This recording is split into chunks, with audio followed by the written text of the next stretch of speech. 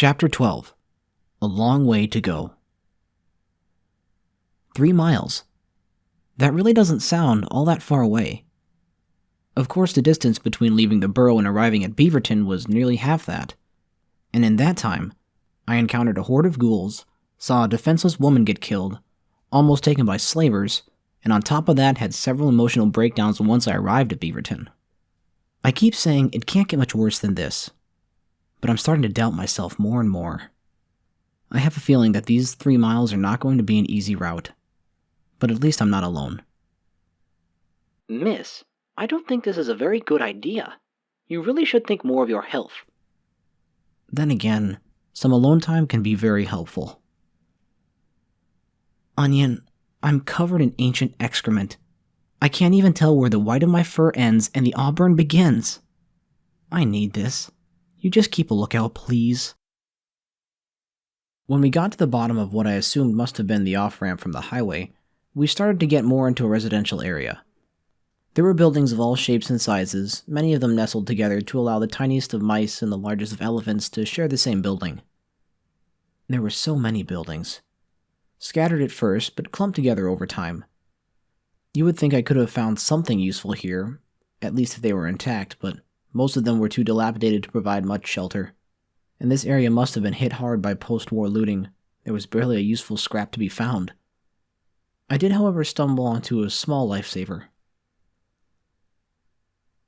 While looking for anything useful, I happened upon a small alleyway leading between 2 buildings.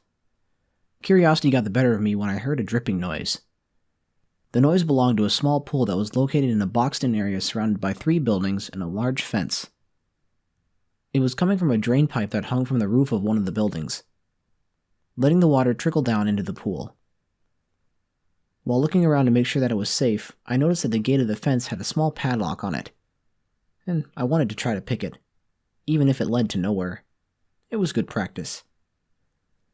But the sight of the water got the better of me. I placed my belt, pip-worn bag next to one of the houses and stripped off my clothes and jumped right in. The water was deep enough for me to mostly submerge my body, leaving my head and part of my feet sticking out, but it was enough to do the job. Sure, it was filled with water that made my radiation detector go crazy, and it was probably decades-old stagnant water, but it was surprisingly clear and it felt amazing. While I had no soap or anything, just being able to scrub off the gunk was good enough for me. I didn't spend too long in the pool, about 10 minutes or so. It wasn't perfect, and my fur still had splotches of brown stains on it, and I still had a stink to me, but I felt better. Once I was sure I had absorbed enough radiation for one day, I got out and tried my best to shake off the excess water from my fur. Daylight was still present, but the clouded sky prevented the sunshine from effectively drying me, and I had left my only towel back near the stadium. Rather than put my clothes over my wet fur, I decided to simply put on my trench coat. It wasn't much more water resistant than my clothing was, and I felt kinda weird not having anything under my coat, but at the same time, it made me feel a bit more free. Miss, I am detecting movement nearby. Fuck. Okay, calm down, Olivia. Maybe it's just more of those creepy insects. I grabbed my gun just to be on the safe side, and checked my pip-bore. Sure enough, there were 2 dots approaching my location. They were a few feet away from where that fence was. You're a riot, you know that, Tony? The voice was faint, but the dots were definitely getting closer. It's not insects. Figures. Okay, Onion. I say we hide this one out and hope they pass by. Friend or foe, I'd rather not take a chance. Things haven't really been in our favor as of late. Sounds good, miss. I will be at the ready. One of the buildings had a hole in the side that was large enough for me and Onion to slip into it. From the looks of it, the floor above had collapsed, creating a barricade that prevented us from getting further into the house. And that left me a bit nervous. Our only escape if things got bad was to go back out through this hole into an open space. I can't believe that geezer's still alive. After everything we did, he should be dead. But no, he's still alive and he's still playing ignorant. The voices were getting closer, and I did not like what was being said. There was malice in those words. Well, yeah, but the boss gets back, he'll be telling us everything in exchange for a quick death.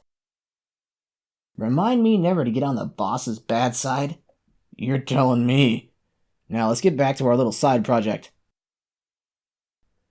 The voices went quiet as I heard the lock on the gate rattle. Fuck. Why did I ever imagine they would just pass by? I'm not that lucky. I heard the gate squeak as it opened. I dared to peek around the wall and my heart sank.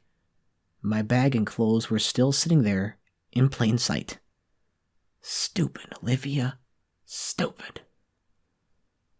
What the hell is this? The voice came from a large tiger. He was wearing a simple black tank top with hole-ridden black jeans. What's what, Tony? This one was much smaller in comparison.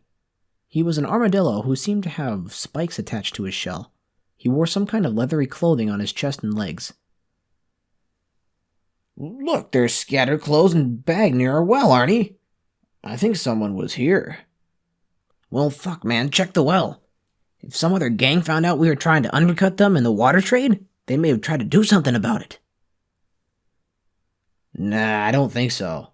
Why would they just come here and leave some random clothing? The tiger's voice fell silent for a moment. All I could hear was the dripping of the water until he broke the silence. Damn it. The water's been contaminated.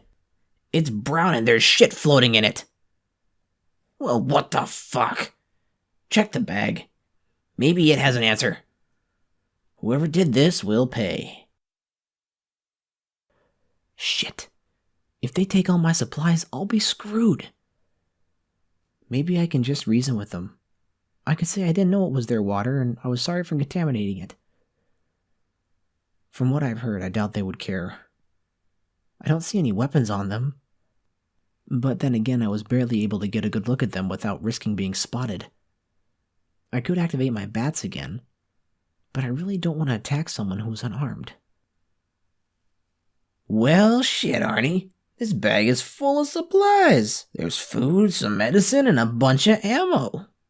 We can make a few caps off this easy. Damn it. I should have grabbed my bag when Onion detected them. Oh, fuck it. From what it sounds like, they were torturing some old mammal.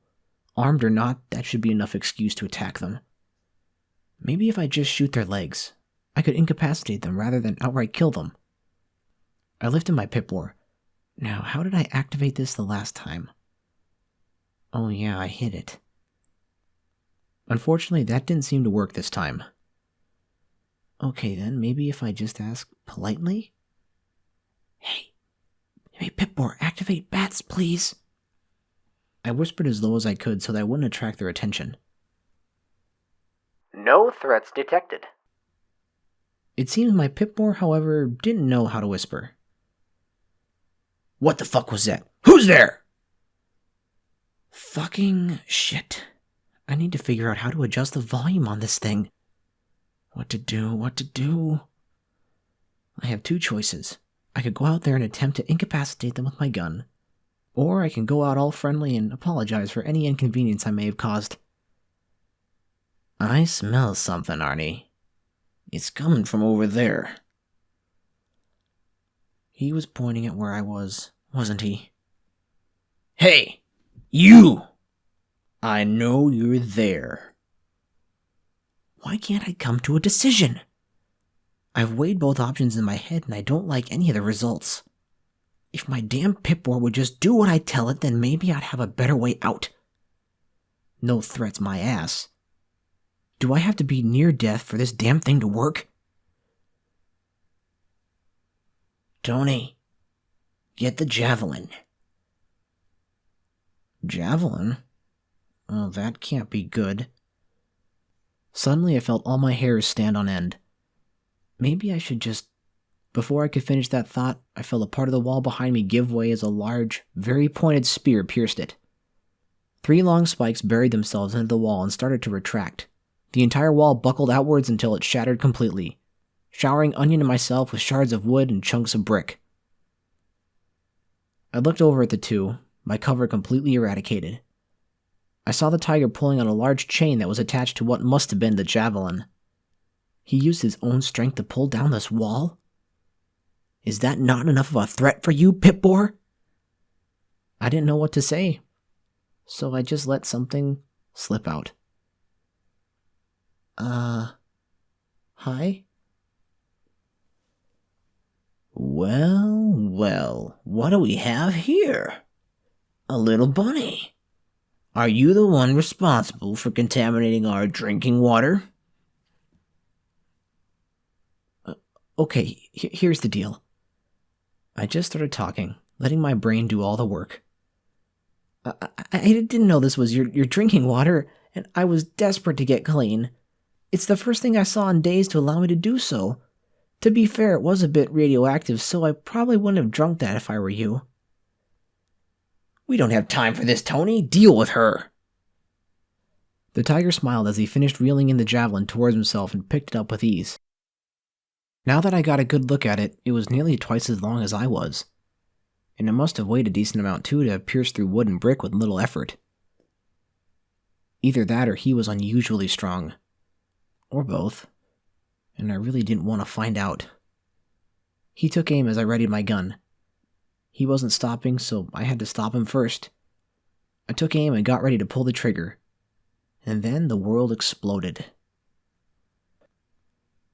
Okay, so the world didn't exactly explode, but there was a huge explosion that caught all of us off guard. The armadillo got knocked backwards onto his shell while the tiger stumbled forward using the javelin to prevent himself from falling. And I fell flat on my face. Why was it always the face? And Onion was... Wait. Where was Onion? Onion? A roar answered my question as to his whereabouts. I looked over to the tiger and saw Onion jabbing his stun baton into the tiger's back. Unlike last time, however, the tiger didn't falter. You fucking robot! The tiger exclaimed as he smashed back his paw onto Onion, sending him flying into the side of the building. Elevated heart rate detected. Increased levels of adrenaline detected. Potential threat found. Activate bats. Well, it's about time. Yes! Just like before, I felt the prick of a needle in my arm as the serum began to burn its way through my veins. The world started to slow and my mind felt clear. The more I used this, the more and more I grew to like the feeling. I felt powerful and invincible. I checked my Pip-Boar. The highest chance of hitting was in the head and then the left leg. Now I need to make a decision. Kill or subdue. I looked over at the armadillo. From his position, the highest chance was only 32%. Not enough to risk a bullet. And the tiger was the bigger threat. Fuck, why can't they have just been ghouls? I wouldn't have hesitated. Ah, fuck it. I aimed for the leg and fired just as the chemicals started to wear off. My leg! You fucking shot me in the leg! If you don't stay there, I'll make sure to shoot something more vital, and that goes for you too. Well, miss, it looks like I have another dent to add to my collection. Are you okay, Onion? Apart from being backpawed into a brick wall, my self-diagnostics seem to be in the green. Who the fuck are you, Rabbit? The armadillo said as he tried to correct his position so he could face me. That's not important. I'm sorry I messed up your water, but you still tried to kill me even after I apologized. You think just because you said you're sorry that means you're safe? This is the wasteland, kiddo. There are no rules but the ones we make. Me and Tony here, we're members of the Grey Quills. And this is our territory. Grey Quills? I'm sorry, I've never heard of you. What? Have you been living under a rock or something, kiddo? We're the biggest thing around here. No, and stop calling me kiddo. I've had a rough couple of days and I'm not in the mood. I tried to sound as serious as I could. Maybe that would give them a moment's pause so I could figure out what I should do. Bats should have cooled down by now, but I had no idea how to activate it without getting into a fight. I really need to work on that. Oh, you had a rough few days. What happened, kiddo? You lose your favorite toy? Tell you what, I'll make you a deal here. We're gonna kill you now, And if you don't put up a fight, we'll make sure it's quick and painless. How do you like them carrots, Rabbit? I tried to think of something snappy to say, but before I could, I noticed that the tiger had managed to get back up and was hauling the javelin off the ground. So much for subduing him. I should have just killed him. This armadillo didn't look like he could put up much of a fight.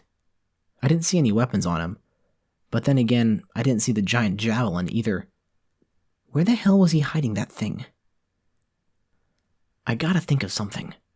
If Onion's baton failed once, I doubt it would work again. And with that giant shell, I highly doubt it would be effective. I gotta focus on the tiger. He is the more dangerous one at the time. What to do? Well, I have an idea. It's probably the worst idea in all of mammal history, but if I can just pull it off. Well, that sounds like a mighty fine deal, and I think I'll take it. I can tell I don't stand much of a chance against you two. Miss! I turned my head over to Onion and winked. I have no idea if he saw it, or if he knew what it meant, but I wasn't willing to say anything more as I might risk blowing my plan. If I failed, well, I'd be dead and it wouldn't matter. No, I can't think like that. This will work. I was rested enough to make it work. Plus, there were some things I needed to know. Something that had been in the back of my mind this whole time. I stood there and spread my arms wide. Just get it over with already. Please. Stupid rabbit. Throwing your life away. But you are right about something. You never really did stand a chance against us. Tony, do your thing. The tiger drew his arm back as far as he could. I could see in his face that he was straining against the bullet wound in his leg. Once he was ready, it looked like he put all of his effort into that single throw. The javelin flew from his hand, dragging the chain through the air behind it. I only had 4 seconds from the look of it. Please work.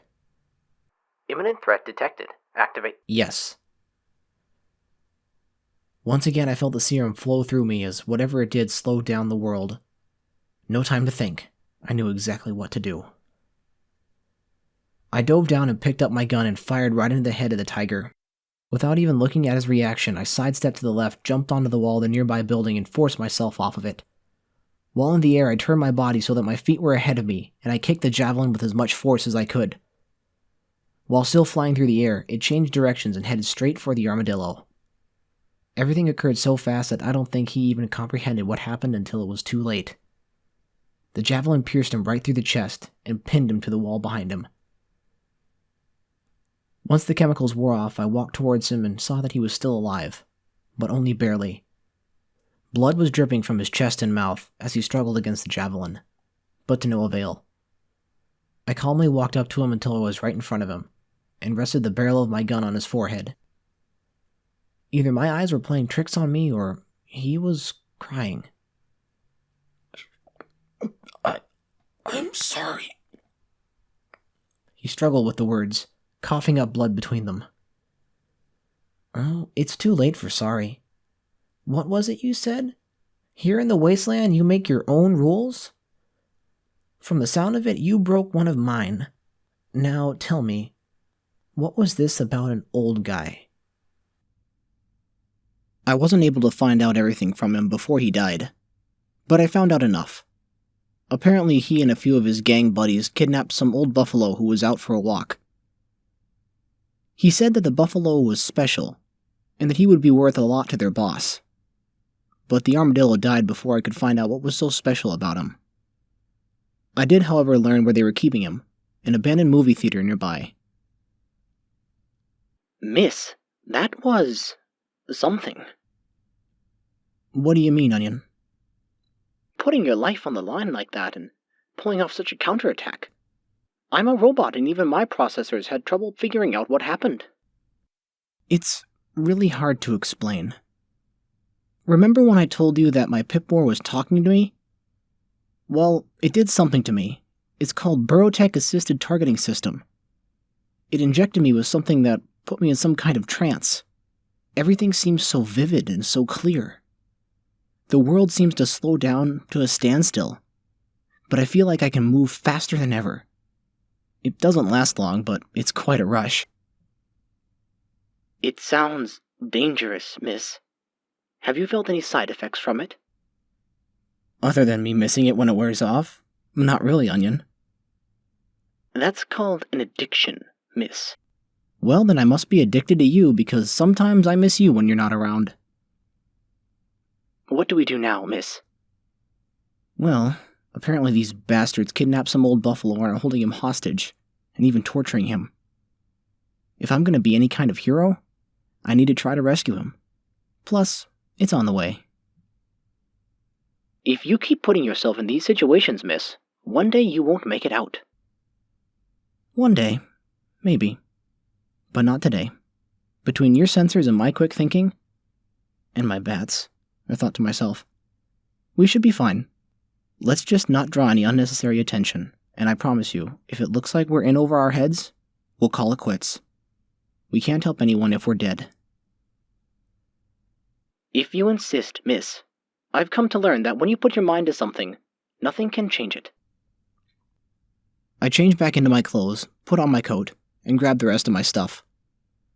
I peeked through the gate to make sure we were alone, and once I was certain of it, we moved out slowly. We were getting deeper into the city. More and more buildings kept popping up, along with an increase of abandoned vehicles. It was really hard to tell myself not to go scrounging for stuff. I saw a few buildings that weren't boarded up, but every time I go investigate, Onion would detect movement. I'm sure that most of it was just some of those giant insects, but I didn't want to risk it. I still had a decent amount of food and supplies and ammo, hopefully enough to make it to Hope. A few of the buildings had been defaced with graffiti. Some I could tell was old, like pre-war old. The end is 9 was written on one, while peace was an illusion was on another. A few of them were more recent. On top of a building was a very large billboard. It was faded with the picture of a lion with a very fluffy mane. It was hard to make out what it used to say. It was covered in graffiti that said "Grey Quills, keep out." I couldn't tell if it was telling the Grey Quills to keep out or if it was telling others to stay out. Either way, we were headed in the right direction. As we continued down, I noticed that many of the buildings were getting closer and closer together until they seemed to fuse at one point. Makeshift shelters were set up along a few of them, but I still didn't see any signs of life. I checked a few, but didn't find much. One of them had a small bag of caps, probably no more than 30, while another had some ammo that I didn't recognize. I put it in my bag just in case. There were no bodies, so I'm assuming that these shelters were a more recent establishment. Miss, I'm detecting movement coming from an alleyway about 100 feet from us. Quick, let's hide over here. Onion and I ducked into an open building. There was a large window that had been shattered, allowing us to get in with ease. I turned to check for any other exit. My heart nearly jumped out of my chest. Behind me were 5 figures. I pulled out my gun, but they were not moving. I slowly walked up to them and nearly laughed. They were mannequins. I took a better look around and saw that this must have been a clothing shop. There were ragged shirts and pants scattered all over in various sizes. Miss, the movement is getting closer. I turned my attention back towards the window and found a small table to hide under. I peeked out slightly and waited. That damn Arnie better have a good reason for not showing up. The boss will be pissed when he gets back. Oh, leave him alone, Frankie. I think he and Tony went to have a little, well, you know. The first voice was gruff, like most mammals that I've met. But the second one, I could tell it was female. She sounded almost sweet. They were looking for the 2 I killed, so they must have been part of the same gang. The voices were getting closer, and I started to hold my breath. No sudden movements, no loud noises. There could be more behind them, and I didn't want to take any chances. That Arnie always did like his guys built. I've seen Tony single-handedly take on a squad of guardians without batting an eye. I would hate to be the one who messes with him. I almost laughed. Well, those 2 should have stayed at the theater then. The Guardian bastards will be coming back, and we could use every capable fighter to drive them off. That's why we're gonna go try and find them, June, to drag their sorry asses back to the theater. They walked by and I was able to get a better look at them. The male was an elephant. But from my position I couldn't see his face, only his body, with his trunk occasionally coming into view.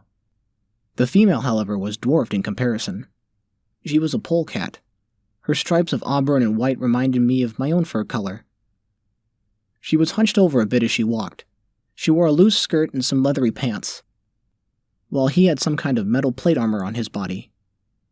The odd thing was that, unlike the other two, where the large one wielded the javelin, I could see that the polecat had one strapped to her back. They walked by the window, unaware that they had been watched. Good. When they finally passed out of Onion's sensors, I let myself relax. We need to hurry.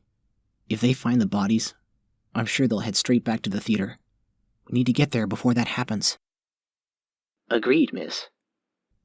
I looked out and didn't see any signs of them. I signaled Onion and we left the building, continued onwards, going in the direction that they had come from.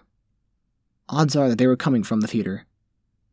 It was clear, but I had a feeling that there were more out there. We just had to try to avoid them.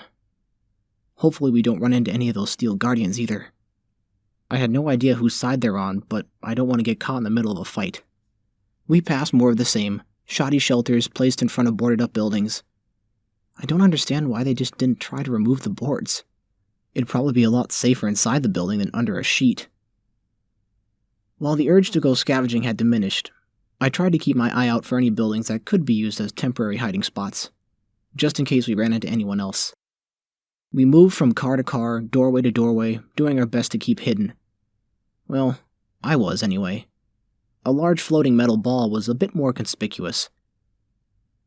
He hid where he could, and I think it made him nervous when he was forced to hide away from me. We thankfully didn't see anyone else, although a few times some of those giant insects popped up. What was it with those things? They were easy to kill, but they were annoyingly quick. I was really glad that my gun was silenced. Otherwise we'd have a lot more insects to deal with. I turned the corner and all I saw was smoke.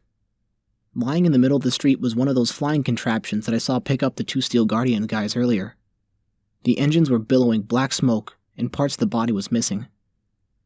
Small fires were still present around it. That was probably the explosion we heard earlier, miss.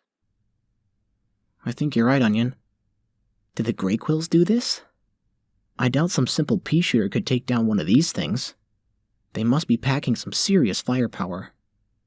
Another reason to avoid this whole thing, miss. I ignored him. He should be well aware of my response by now. The smoking wreckage was between us and our destination, so I decided to look around it since we had to pass it anyway. This thing used technology that I was not familiar with. A levitation engine was simple enough for someone of Onion size and weight, but this thing was huge. The power it would take to run it must have been massive. I tried to look for any survivors. Maybe if I help them, they won't try to kill me. There were 3 in the wreckage, all dead. The pilot was hanging out of the cockpit window, a bullet hole coming out of the back of his head. He was not dressed in the large, bulky armor, but rather a black jumpsuit, similar to the ones back at the Burrow. One of the other 2 was wearing a massive suit. The helmet was missing. It was a polar bear. I checked for life, but like the pilot, there was a bullet hole in the head. I did notice she was wearing a necklace. I picked it up and looked at it. It was a set of identification tags. Karen Haggerton was imprinted on it, along with some other details that I was unfamiliar with. Right next to her was a wolf. The wolf was not dressed like either of them, but rather wore a very formal-looking jumpsuit, with what looked like flexible plating on it. Just like the bear, there was a hole in the head, and I saw the same-looking tags. Gus, Wolford. I knew nothing about these guys, but I wonder if they had any friends or family that would miss them. I took off their tags. Maybe I can bring some solace for their loss to someone. I've not had any negative interactions with these people, so I have no reason to assume that they'd be bad just like the rest of these fuckers. Of course, I have been wrong about this before. I searched the rest of the wreck. I didn't find anything useful to me.